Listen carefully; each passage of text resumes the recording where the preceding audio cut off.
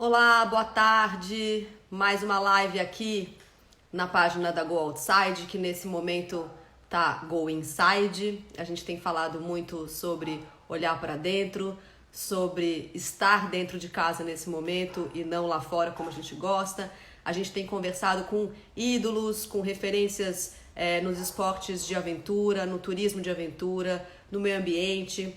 Hoje a gente vai conversar com um cara muito conhecido de todo mundo que adora corridas de montanha, que é o Fernando Nazário, amigo nosso, mineiro, treinador, preparador físico, grande atleta de ultra distâncias de montanha.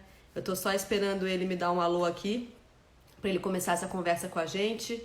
Tenho certeza que ele vai inspirar muito todo mundo, que nem como eu, gosta muito de estar no mato. Ele já está entrando aqui. Vou dar as boas-vindas para o Fernando. Vem chegando, avisa todo mundo, porque esse papo vai ser bom. Fernando, tudo Fala, bem? Mari. Fala, pessoal. Tudo bem? Tudo jóia? Tudo jóia. Bem-vindo. Não sei se Eu você que tem agradeço. acompanhado. A gente tem feito lives muito legais por aqui, desde que Muito. essa pandemia começou. A gente tem falado dos assuntos que a gente mais gosta. Você basicamente transita por todos eles. Então, te dou as boas-vindas. Um prazer falar com você. Boa tarde. Bom, boa tarde, Mari. Tudo bem? Queria agradecer a todo mundo da Goldside, primeiramente, que eu me sinto em casa, eu me sinto muito abraçado por vocês em todas as provas, em todas as mídias que vocês trabalham. E assim, a Goldside sempre me inspirou desde quando eu comecei a colocar o pé na terra em tudo que eu faço. E para mim é um orgulho muito grande poder hoje estar falando com vocês, estar falando para esse público agora. E, e é isso. Acho que a gente tem muita coisa boa para trocar de experiências agora e falar um pouquinho da minha vida, um pouquinho do que nós estamos passando hoje e ver se a gente consegue motivar as pessoas, porque hoje a gente está precisando muito desse algo mais aí para que a gente possa seguir firme e esperando dias melhores. Tenho certeza que você vai conseguir. Você é um cara que sempre Isso. inspira muita gente. Eu queria começar esse papo só dando uma geral para quem não te conhece, por acaso, para que todo mundo saiba que você é um grande especialista em Patagônia chilena. Você chegou até lá, como você me falou, porque você acreditou muito que ali tinha uma coisa especial para você. E isso agora Sim, faz sim. parte da sua história. Você tem 18 provas que você fez lá até hoje, 8 títulos muito importantes, tanto na Ultra Fjord, que é uma prova muito desafiadora, muito selvagem, como na Ultra Pane. E então essa é a sua credencial patagônica, mas você começa nas provas de aventura e a sua transição das corridas de aventura para as corridas de montanha, ela vem de uma história muito louca, muito épica, que eu queria que você contasse aqui para a galera lá na Patagonia Expedition Race, quando você e a sua equipe ficaram mais de 5 horas debaixo d'água e foram resgatados pela Marinha. Conta pra gente um pouco, por favor, dessa história. A ideia, a ideia Fernando. principal, eu sempre gostei de esportes outdoor, né? Independente, até ainda pedalo muito, gosto de fazer a canoagem, sim, isso tá no sangue, eu nunca abandonei, sempre eu tô treinando. Bom, em Uhum. 2006 eu comecei, 2005, 2006 eu comecei com as corridas de aventura. Então a gente remava, pedalava. Antigamente, em algumas épocas era mais um trekking, né? Não existiam tão, não era tão rápido Não era as tão corridas corrido, de né? aventura, não era tão corrido. E é bem engraçado porque hoje a coisa está muito diferente, né? Então, em 2011 a gente formou uma equipe, foi para a Patagônia, não deu muito certo, nós acabamos sendo cortados no meio da prova. Uhum. E isso interferiu um pouquinho na cabeça dos competidores. A gente acabou trocando um pouco a equipe para 2012. E em 2012, numa transição entre do mountain bike para canoagem, a gente ia atravessar o Estreito de Magalhães ali em Punta Arenas. Uhum. A princípio o mar estava ótimo, mas em torno de meia hora o mar começou a ficar muito revolto e entrou as saias dos barcos elas afundaram e isso jogou o barco para baixo, o barco ficou submerso, a água ficou no nosso peito por volta de 5 horas. E aí se passou uma história durante essas 5 horas, né? Nós não imaginávamos que poderíamos aguentar tanto, mas nunca passou na cabeça de ninguém. A gente em conversas uns com os outros, os 4 atletas, que iríamos morrer naquele momento, né? A gente acabou conseguindo chegar numa ilha, uma ilha bem deserta. A Marinha nos resgatou depois de um tempo, de quase 7 horas. A gente conseguiu fazer manobras para aquecer os atletas, para nos aquecer, né? Até eu conseguir avistar a Marinha, um barco da Marinha que estava chegando. Esse barco me viu e veio atrás, né? Então, assim, passaram várias experiências e a equipe acabou se desfazendo, mas ficou uma amizade muito grande na questão de termos conseguido nos ajudar um ao outro. Não, vamos falar a verdade. Você está sendo modesto. Dele sobrevivido, porque ficar 5 horas debaixo d'água em Punta Arenas, ali no Estreito de Magalhães, só para quem não manja, é uma situação realmente de quase morte. Depois, mais 7 horas, sem nenhuma assistência, só com o que vocês tinham ali à disposição e o calor um do outro. Deve ter sido uma coisa realmente muito Exato. intensa. Eu falo, até hoje, foi tão marcante que essas 5 horas que a gente ficou bem debaixo d'água, assim, um dos atletas entrou em grau de hipotermia, de último grau, ele não se recorda das 2 horas de trabalho que a gente teve antes até chegar. Quando a Marinha nos resgatou, eles não acreditavam, porque nós estávamos com os dry suits, com a roupa apropriada para aquele tipo de ocasião, porém eles não imaginavam.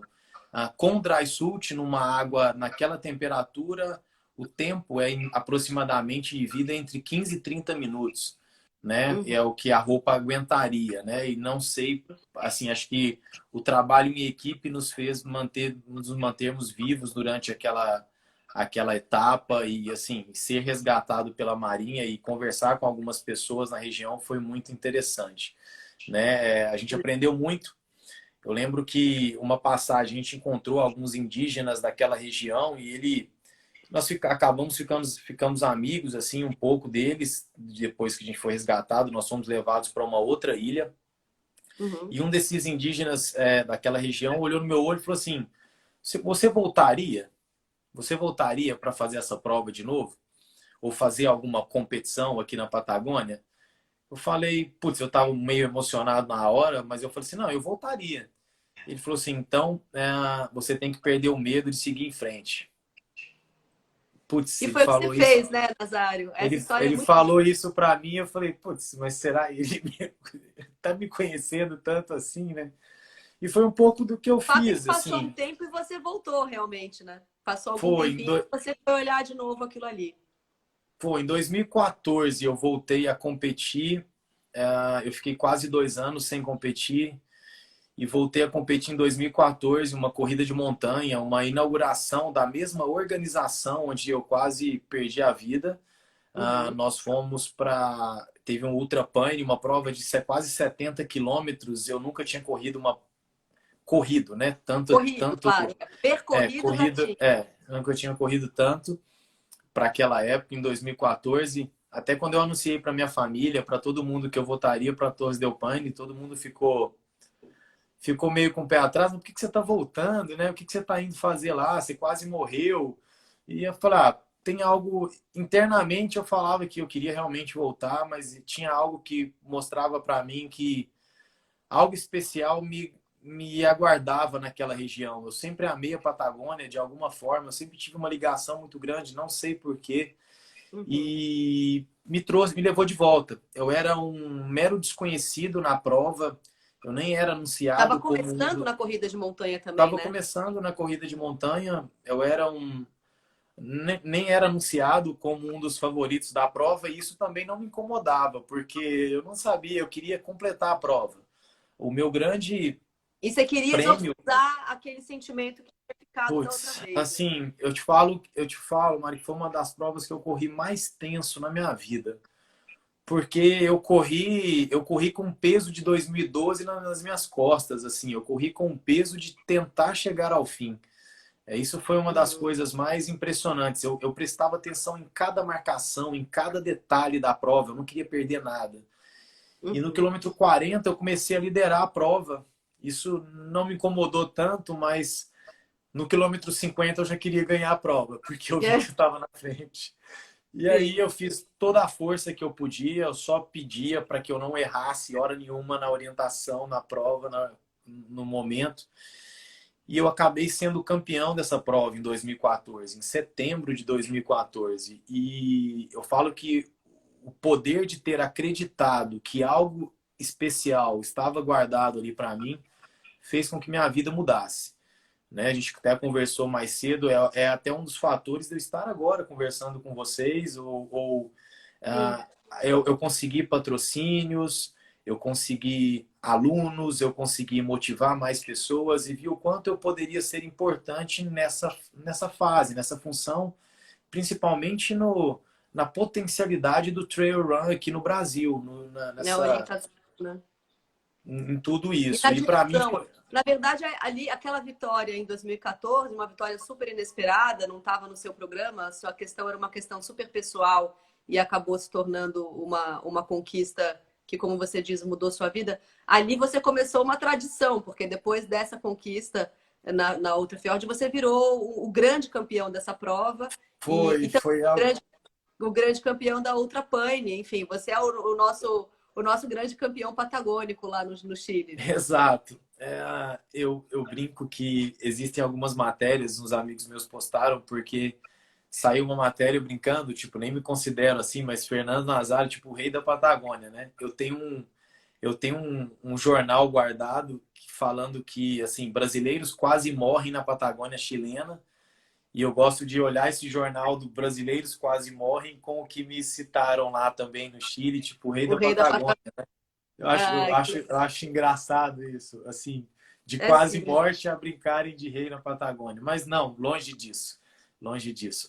Agora, Mas esse ano agora você tinha duas estreias para fazer. Você estava se preparando para correr quatro provas na Patagônia, as duas de sempre, Pane e Ultra Fjord, que já são tradicionais para você, e a Patagônia Cape Cup e a Patagônia International Marathon. Essas isso, duas provas, a primeira era em maio e a segunda era tá o, marcada para 5 de setembro.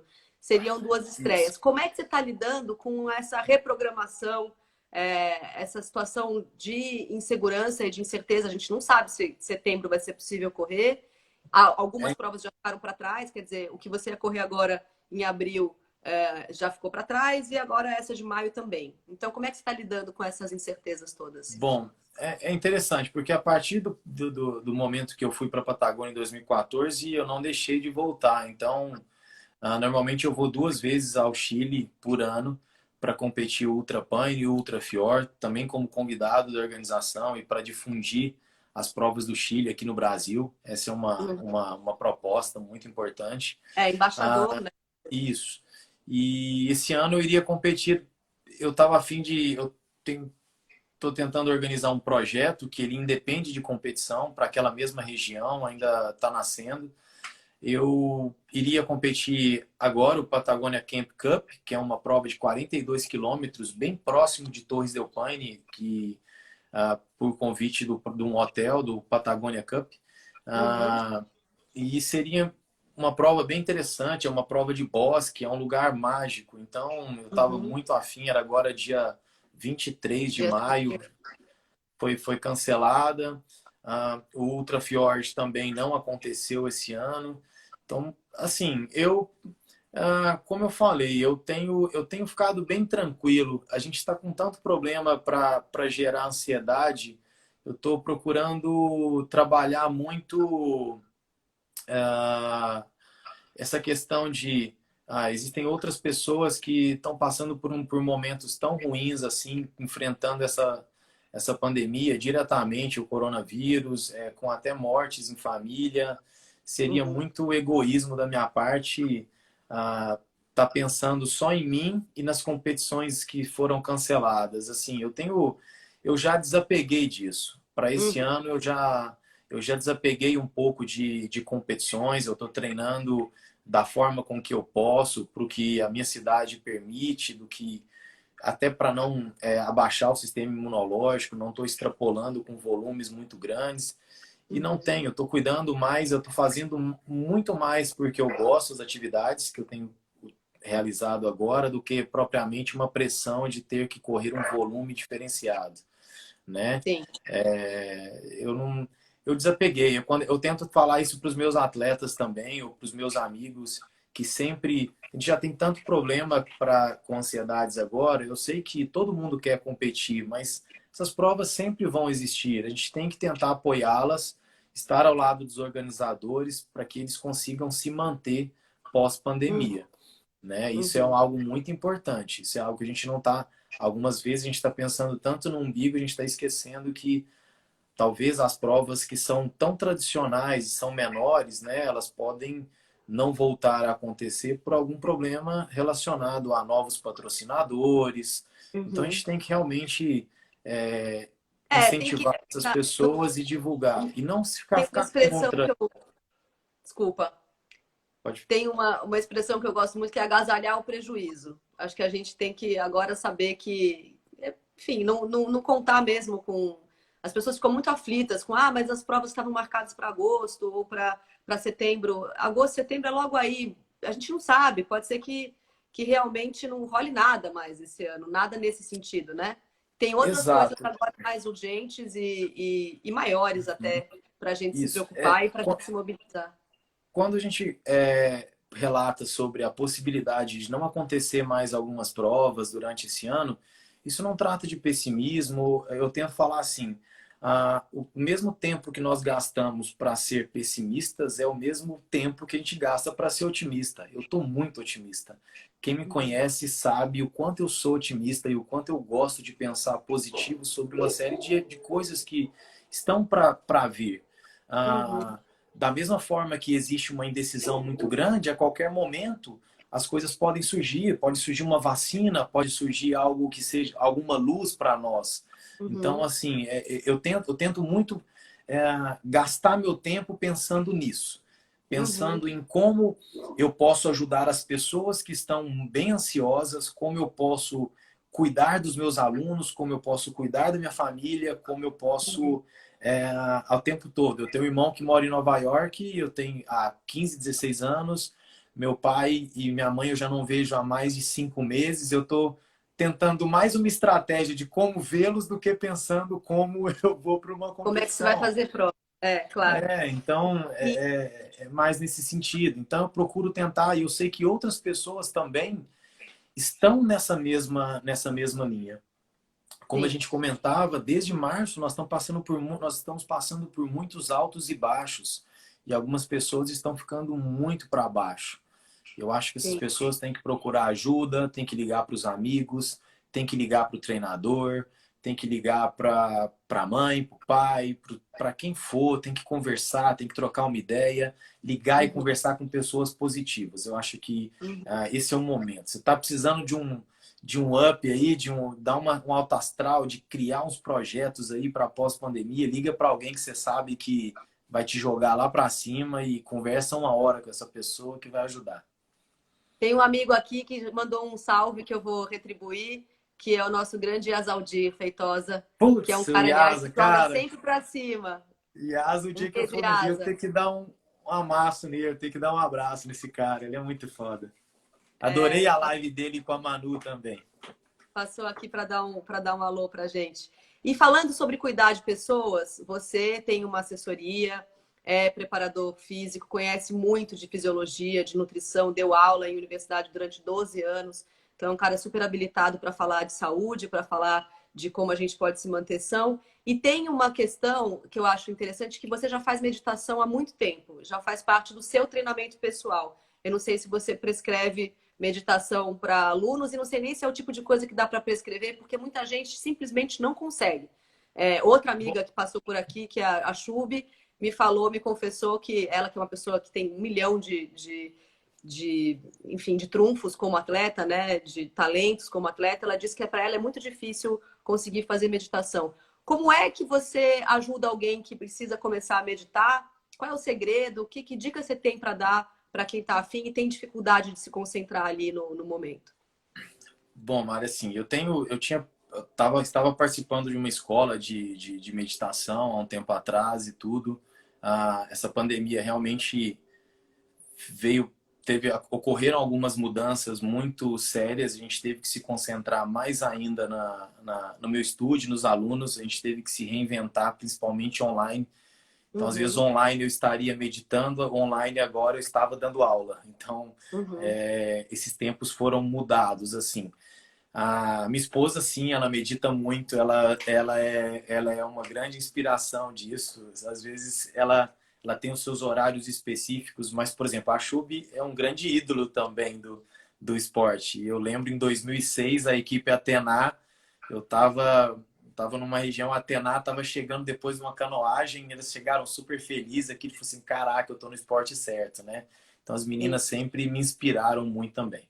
Bom, mas pela experiência que eu vi, pela parte de meditação, que eu sou um pouco da chuva, assim, nesse sentido, né? Principalmente no começo. Eu vi Tem que dificuldade. para as pessoas que têm dificuldade de meditar, eu acho que não tem que ter um horário específico, tipo, nossa, eu tenho que acordar às 5 da manhã para meditar e fazer determinada concentração ou uma meditação com uma vela à frente, olhando para essa vela para ter foco, para trabalhar com foco, isso ajuda muito para esse período da pandemia. Uhum, Colocar algo, não precisa de ser uma vela, pode ser qualquer objeto que está na sua frente que você queira olhar e ficar concentrando e desligar um pouco a uhum, mente. Então, assim, uma das dicas que se eu pudesse falar tipo, para a Chubi era: não existe um horário específico para meditação, tente meditar no seu tempo. uhum, Não precisa, às vezes as pessoas acham que tem que meditar, tem que acordar 3 horas da manhã, 4 horas da manhã, 5 horas tem que fazer. Às vezes você não está tão adaptado. Se você se uhum. sente bem para meditar num período pré-almoço, ou no final da tarde, ou no final da noite, ou no E meio da pode ser manhã. pouco tempo, né? Não precisa. As pessoas acham que Exato, precisa meditar meia hora. exato. Medita Você 10 pode minutos, 15 começar com minutos. 5 minutos, mas isso tem que virar um hábito. Isso tem que Uhum. virar um hábito, que senão você não segue Não fazendo. Mas engrena mesmo. Né? ah, tem alguns momentos, por exemplo, parece que tem hora que o mundo está acabando, é bom dar umas paradas. Então, por isso que eu falo, você está no meio de um monte de reunião, acabaram algumas reuniões, você está numa semana muito cheia, eu gosto de vir pro meu escritório aqui, onde tem minhas bagunças, tem meus tênis, tem minhas bikes, eu gosto de ficar quieto aqui e dar uma Uhum, desligada, sabe? Tipo, eu uhum, procuro, tipo, dar uma desligada total, principalmente essa semana. Essa semana é uma semana com muitos compromissos eu tenho.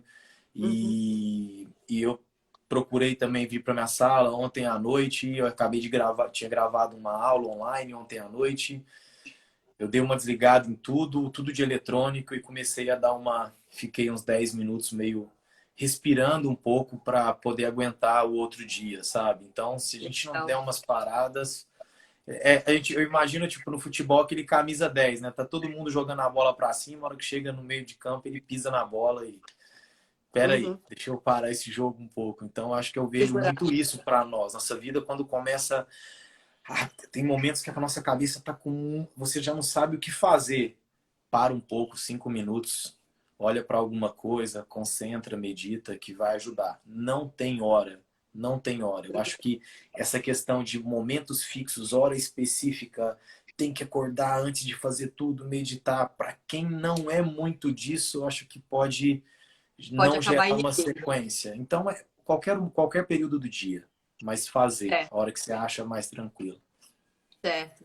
E falando um pouco dessa readaptação que a sua assessoria e várias assessorias estão tendo que fazer, a maioria delas, né? É só o jeito que tem agora, de conseguir fazer aulas online, do jeito que dá, tentando juntar os alunos ali naquele contexto, naquele ambiente virtual e tudo. Eu, por exemplo, tenho descoberto coisas legais pra caramba que dá para eu fazer sozinha, pessoas que estão dando treinos super legais que eu consigo fazer um ou outro. Você acha que isso é uma tendência que deve ficar depois que a gente, que ninguém mais estiver confinado, que a gente puder de novo treinar junto e fora de casa? Você acha que uma parte disso vai se manter nas assessorias? A assessoria vai ser parte fora e parte dentro? eu vejo assim, Mari, uma das questões que a gente tem que pensar muito é principalmente no sentido de resiliência em aceitar também essa nova metodologia online. Uhum, Várias pessoas, desde março, dia 15 de março, quando começou a modificar muito as assessorias, nós, por exemplo, nós tivemos uma reação muito rápida, tudo foi muito rápido para que nós criássemos algo online e conseguíssemos distribuir todos os professores para grupos específicos. uhum, Professores que iam trabalhar com gestantes, professores que iam trabalhar com idosos de grupos de risco, professores que iam uhum, trabalhar com os mais jovens, que poderiam trabalhar de aulas externas em praças, em uhum, cidades que eram autorizadas. Então, muitas pessoas ficaram resilientes e abandonaram a atividade física em março. E se você for uhum, pensar, são 3 meses sem fazer exercício. Então, o sistema uhum, imunológico cai. Isso é muito ruim. Quanto a seguir, por exemplo, então a dica é se liberte para essa tecnologia, para que você comece. Ah, eu não consigo fazer aula em casa. É importante começar pensando uhum, na sua saúde. Eu uhum. acredito que as assessorias elas vão se adaptar da seguinte forma, Mari. Hoje, algumas assessorias têm mais de 100 atletas, 200 atletas, 50 atletas, e talvez nem todos. Alguns atletas, eu trabalho com muitos atletas que têm várias ocupações e precisam viajar. Uhum. Se você tem que fazer uma viagem de 10 dias, normalmente o atleta ia com uma planilha ou ia tentar fazer o que dava para o momento. E Eu acho que perdia nesses muito, né? casos, se perdia muito ou ficava 10 dias sem treinar, sem ter um contato com o treinador, eu acho que isso vai estreitar mais e acho que as assessorias elas precisam se antenar para que quando os atletas ou os alunos viajem ou aconteça algo assim, eles também estejam conectados, porque isso garante uma vida longa desse atleta com assessoria esportiva. Então, assim, eu acho que a tecnologia, os treinamentos online mostraram que não precisa ter esse distanciamento de eu não posso ir no treino porque eu tenho que ficar em casa cuidando das crianças, um exemplo, ou não posso sair Sei. porque o carro estragou. Vum, Uhum, já vai pro treino online e vai fazer uma aula. uhum. Então, assim, isso Então, não uma tinha parte deve muito. ficar, né? Eu Eu acho. acredito que sim, mas eu vou ser bem sincero, eu acredito que a hora que, como a gente diz em Minas aqui, isso tudo passar, abrir a porteira de novo, eu acho que o povo volta para. Ah, a galera tá morrendo de saudade, né? Tá De morrendo de treinos juntos e saudade. tudo. Eu É. imagino. Eu acho que as aulas online elas vão ajudar bastante. Aham. Principalmente, eu trabalho com planilhas com o Brasil todo. O Uhum. que vai acontecer é que, além de meu aluno não só fazer uma planilha fora, lá no Mato Grosso, por exemplo, eu vou poder ter um contato com ele em algum momento na semana, prescrever uma aula online, olhando ele, isso a gente vai nos aproximar, né? Um pouco Sim. mais. Isso é legal.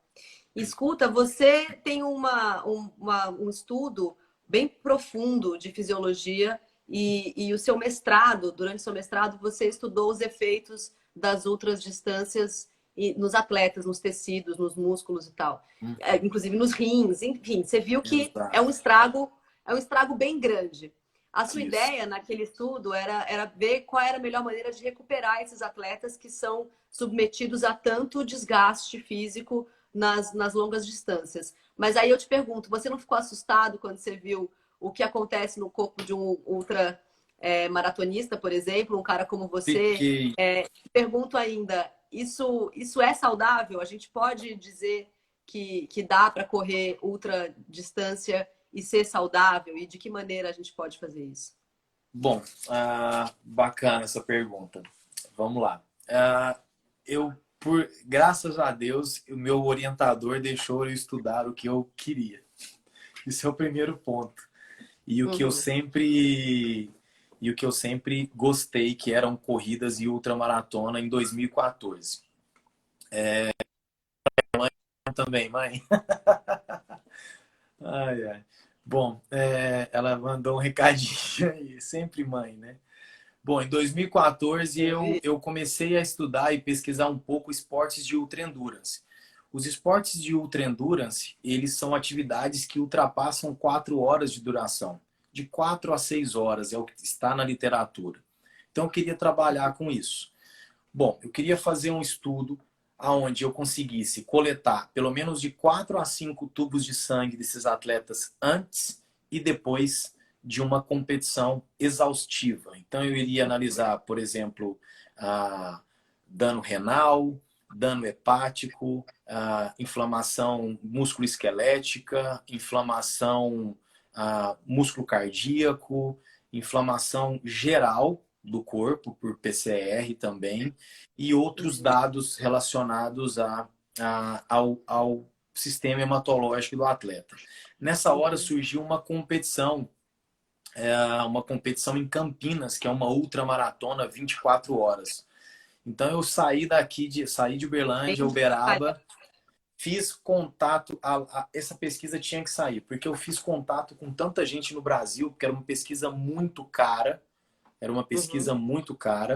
e eu consegui trabalhar com 30 homens e 10 mulheres que correram 24 horas ininterruptas. Então, eu Uhum. analisei todos esses fatores, né?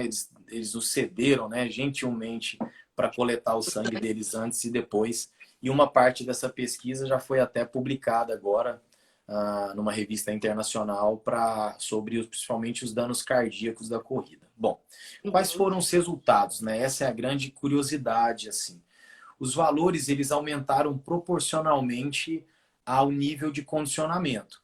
Então, assim, alguns atletas que em 24 horas conseguiram percorrer aproximadamente 217 quilômetros, Uhum. alguns correram 170 quilômetros, mas em Uhum. média, assim, a grande maioria correu 170 quilômetros, 150 quilômetros para algumas mulheres, né? Uhum.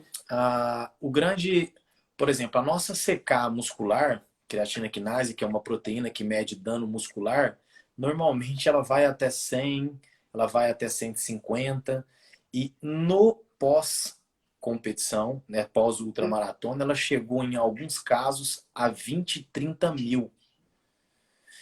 Então, nós temos quase 30 mil. Imagina que nós temos marcadores, né, para as pessoas entenderem. A gente tem proteínas, enzimas que ficam dentro da célula. Se você rasga a célula, ela extravasa para o sangue arterial. Então, a gente Uhum. consegue medir isso coletando sangue para ver o quanto tem desses marcadores fora da célula, significa que eu machuquei muito tecido. Né? Então, Certo. assim, se você for pensar que você sai de 100 para 30 mil em 24 horas de competição, alguém vai ter que limpar o seu corpo. Sim, vai ter uma conta aí para pagar. Algum órgão vai ter que limpar. Nós tivemos média para homens e mulheres entre 10 e 15 mil de CK muscular, de Uhum. enzima muscular que foi liberada. Então, Uhum. alguém tem que limpar essa bagunça toda. E isso sobra para o Certo. sistema renal. Então, isso Uhum. sobra para o sistema renal. Existe uma sobrecarga gigantesca no sistema renal pela quantidade de inflamação que o músculo esquelético causou. Isso, Uhum. então, começa a extrapolar para que tenha uma sobrecarga renal e aí os marcadores, tanto o rim trabalhar, também sobem muito. Tá. Somado a isso, os marcadores hepáticos também, o seu fígado para metabolizar tudo isso também sobe. Uhum. Os dados de lesão cardíaca não foram significativamente altos. Tá. Mas se você tem uma pessoa que é cardíaco assintomático, isso já não é tão bom. Tá. Então, as provas de Quadro geral era, ultramaratonas era devastador. era devastador. Então, assim, foi interessante para ver o Isso em quanto pessoas elevou as saudáveis e que estão acostumadas a fazer pessoas que longa já distância. treinavam, Esse pessoas é o que já tinham quadro que acontece e que depois você reverte de alguma forma reverte isso. com Só que recuperação. Meu esse é o ponto é, grande a pessoa faz isso direto, como você, por exemplo. É, perfeito. isso é saudável? Ela consegue fazer isso Isso. por quanto tempo? Como é que a Olha, gente mantém isso saudável? isso é a grande pergunta, porque é isso que a gente quis estudar no sentido de ah, não a ultramaratona, ela não é lesiva de Uhum. forma maligna e sim benigna, esses valores retornam, mas ela Tá. se torna, pode se tornar ou ser um gatilho. Na literatura a gente chama, pode se tornar um gatilho para outras doenças, se Uhum. você extrapolar o tempo de recuperação e fazer outras atividades. Tá. Em média, as pessoas conseguem voltar aos valores normais de repouso entre 7 e 9 dias. Tá. 9 dias depois, sem fazer nada. Nada. Nada. Alguns atletas demoraram, os que levaram mais, demoraram 16 dias Uhum. sem fazer nada. Então, assim, pensa, o seu corpo, depois de 15, 16 dias, ou 9 a 16 dias, que foi a média dos atletas da recuperação pós-prova, ele ainda precisa de uma readaptação. Depois que você volta, você tem que voltar com calma. Então, o que não é sugerido é você entrar com muitas ultras maratonas próximas umas das outras, porque Tá. você pode não ter um sintoma X de determinado. Por exemplo, eu libero só uma quantidade X de dano cardíaco sem significância durante uma prova. E Uhum. na outra semana eu não estou recuperado daquele dano. E me E eu submeto a vou, outro estresse e eu absurdo. vou me submeter a um pouco mais do dano. Eu posso não ter um sintoma e o exercício pode ser o gatilho que ativa um problema cardíaco. Uhum. Isso eu falo, Mário, por quê? Porque algumas pessoas, a gente não pode pensar como a maratona como não sendo um exercício de ultra endurance. Por que eu quero explicar isso? Porque se você faz uma maratona em 4 horas e 30 ou 5 horas, isso é ultra endurance. Claro. É a intensidade que você põe naquela distância, não é aquela Isso, distância por si só. isso, não é a distância por si só, é aquele tempo que você ficou fazendo a mesma atividade. O campeão ganha com 2 horas e 5, 2 horas e 10. Mas Uhum. você ficou 4 horas e 30. Então, o Uhum. nível de dano que você teve para 4 horas e 30. Então, existem as pessoas que fazem uma maratona por semana. Uma maratona. Existem O aqueles. Daniel Franklin acabou de falar isso. Tem gente que compete todo fim de semana. E nem é atleta profissional, né? Exato. São pessoas que Isso, são atletas recreativos e que começam a entrar exato.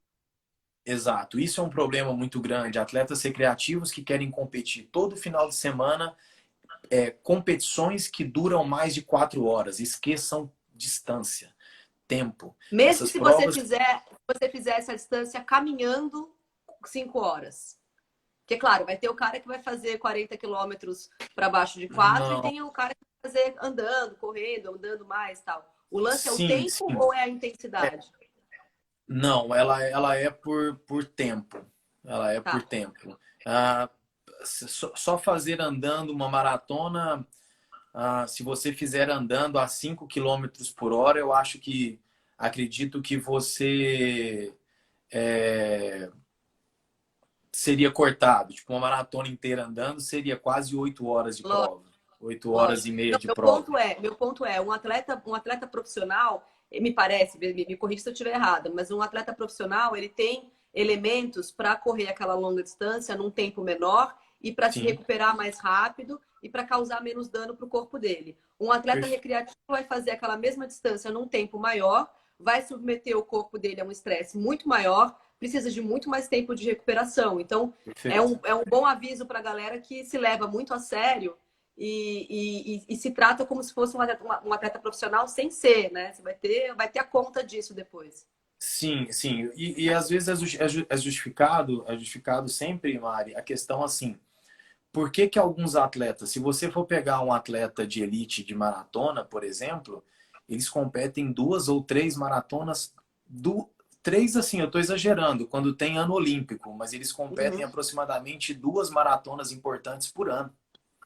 certo. Imagina eles, mas eles têm um volume de quase 200 a 250 quilômetros semanais, né? Assim, Uhum, o que a gente tem que pensar é que eles estão muito mais adaptados e se poupam muito mais. Os atletas de amadores, eles não podem exagerar ou ter o orgulho eu falo muito na montanha. Algumas pessoas, elas competem muito mais pelo ego, do que propriamente pelo prazer de estar ali. Então, assim, Sim, eu vejo que independe.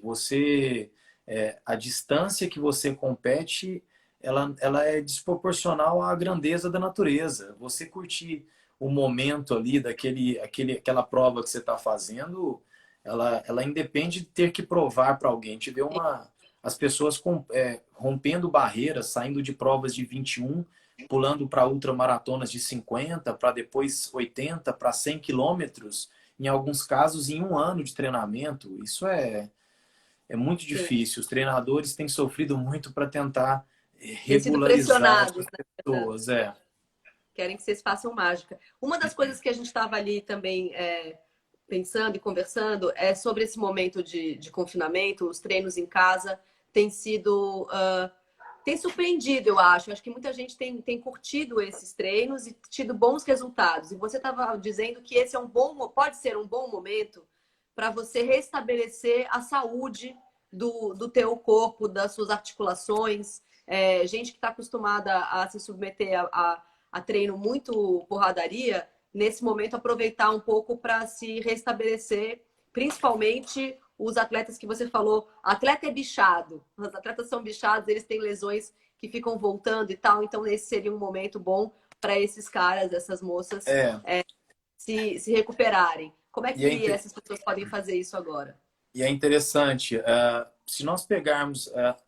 Tá frio aí em São Paulo também? Como é que tá? Muito frio, muito frio. Aqui em Uberlândia, se imagina, em Minas, nós tivemos 7 graus de temperatura semana passada. Bom, nesse período de frio, ele é um indicativo muito importante. Quanto mais frio, nós sentimos as articulações que estão um pouco mais inflamadas. Você vai levantar da cama e fala, não, mas essa dor no meu pé, eu não estava com essa dor no pé. Então, no Uhum, momento mais frio, essas articulações, ou os tendões, ou os ligamentos, eles ficam mais rígidos, né? uhum. Então, isso é um ponto para ser aviso, né? Para ser um aviso para o nosso corpo. Quando a gente começa, eu falo nesse período de quarentena, nós temos dois trabalhos. Um trabalho que é metabólico, que envolve o sistema cardiorrespiratório, e nós temos um trabalho neuromuscular, que envolve músculo, tendão e osso. O que Certo. mais nós conseguimos fazer em casa, principalmente para as pessoas que estão confinadas ou obrigatoriamente necessitam ficar em casa pela pandemia local que está estabelecida em algumas cidades, ela precisa, nesse momento, desapegar eu vou perder condicionamento cardiorrespiratório. Você vai perder condicionamento Sim. E é muito cardiorrespiratório, rápido, né? É tão que é difícil de ganhar rápido, e tão e rápido. você vai perder volume. Não dá para ficar colocando totalmente o pé no chão toda hora.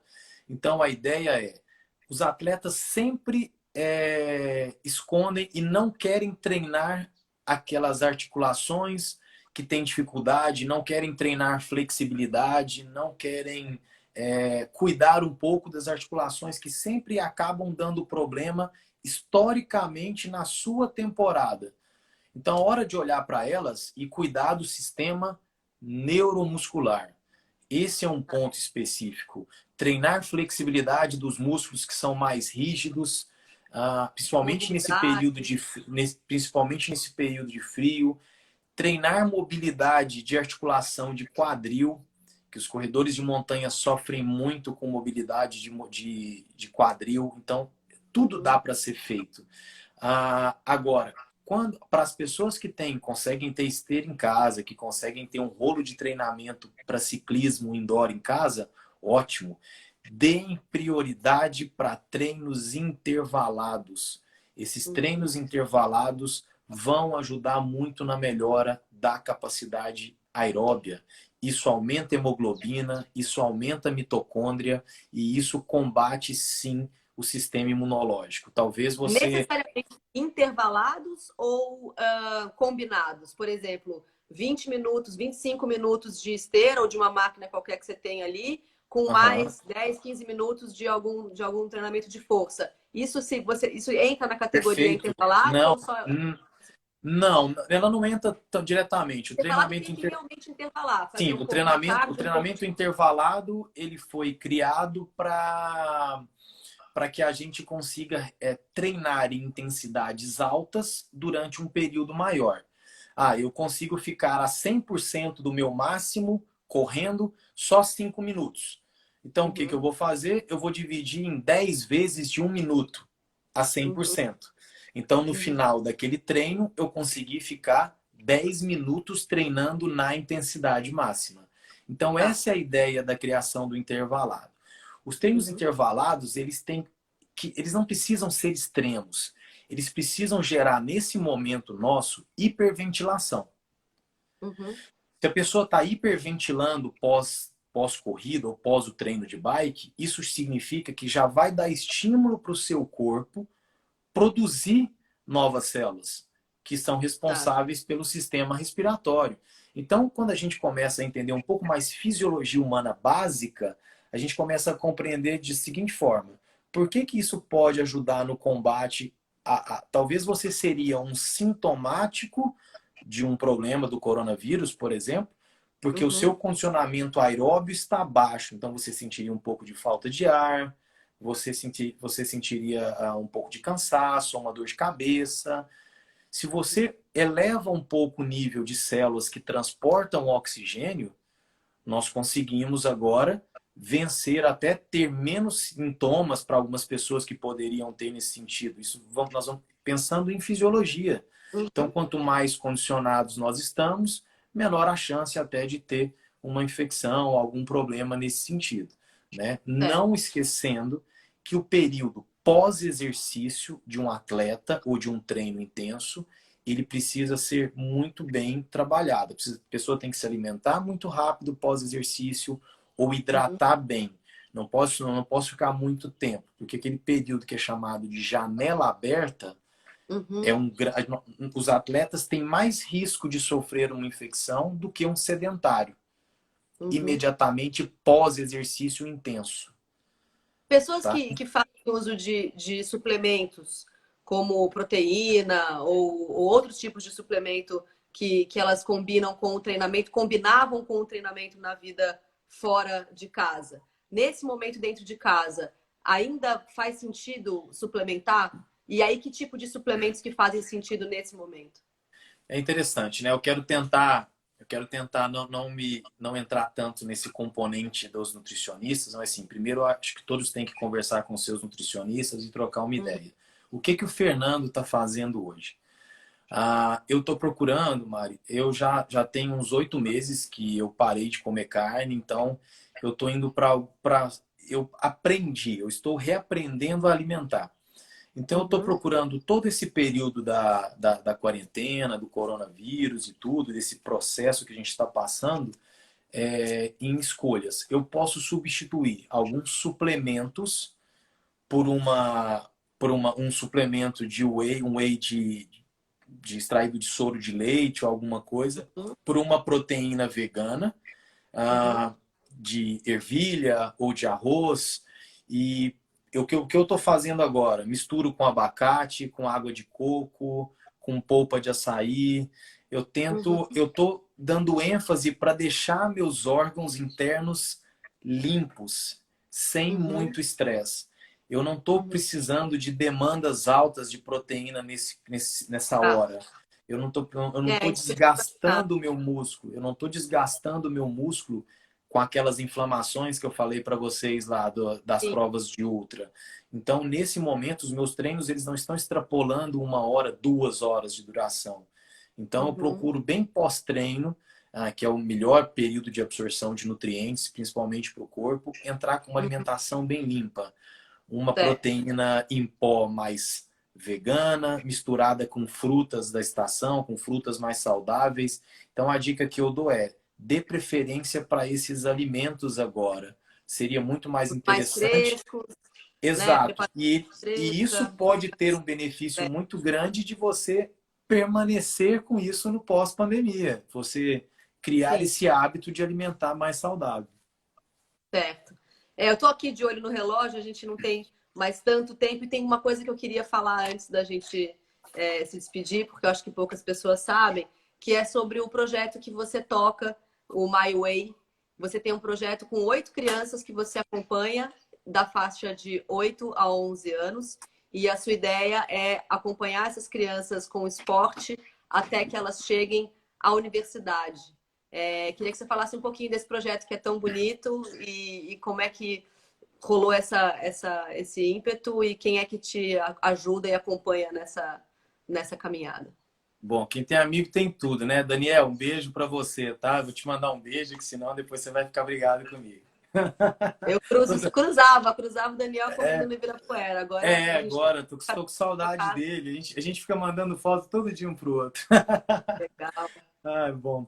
Vamos lá. A gente tem eu sempre tive um sonho, Mari, de retribuir tudo que o esporte me deu.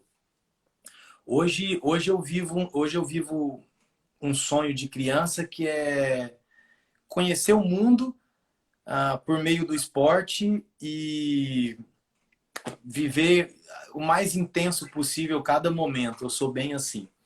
Uhum, Bom, eu sempre gostei muito de crianças, né? Então, assim, eu sempre quis retribuir um pouco o que eu ganhei, o que o universo me entregou uhum, para essas crianças. Então, eu estou trabalhando com 8 crianças num projeto junto com o André, um aluno meu. A gente tem uhum, arrecadado fundos para isso e está dando muito certo. Eu uhum, tô morrendo de saudade dos meninos porque a gente não se vê há bastante tempo e eu tava até ontem até conversando, né? Eu fiquei bem baixo astral porque eu queria uma forma de vê-los novamente, de tentar encontrá-los. Eu vou tentar fazer alguma coisa nesse sentido. Mas a ideia do nosso projeto, chama My Way, é uhum, tentar levar essas crianças de 8 a 11 anos. A gente tem 2 horários no estúdio específicos para elas na semana, são 2 treinos por semana, onde nós já trabalhamos uhum, meditação com professores específicos, foi muito interessante, natação, uhum, ciclismo, corrida de montanha, treinamento funcional e uhum, muita conversa com essas crianças, né? A gente tem conversado muito. O projeto, eu sempre quis montar um projeto inovador no sentido de todo projeto que eu vejo é assim. Você trabalha com umas crianças, ela atinge determinada idade e você manda embora.